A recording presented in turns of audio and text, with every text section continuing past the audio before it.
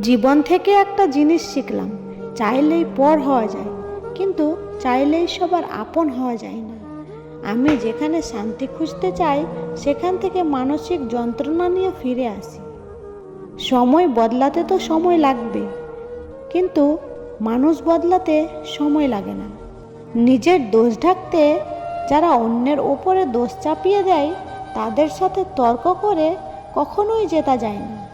বরযাত্রীতে মানুষ তোমার আগে আগে যায়, কিন্তু যখন মানুষ মারা যায় সবাই মৃতদেহের পিছনে পিছনে। এটাই বোঝা যায় যে মানুষ তোমার খুশিতে আগে থাকবে, তোমার দুঃখ আছে তখন মানুষ তোমার পিছনে। মানুষের যখন প্রয়োজন ফুরিয়ে যায় তখন তার ভাষা এবং ব্যবহার দুটোই পাল্টে। একটা কথা কি জানো তো, কেউ ভুলে যায় না, প্রয়োজন শেষ হয়ে গেলে যোগাযোগ বন্ধ করে দেয়।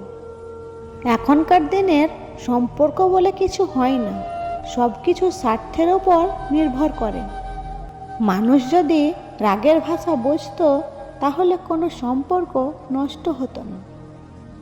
সত্য কথা বলতে শুরু করে দেখবেন ধীরে ধীরে মানুষ দূরে সরে যাবে।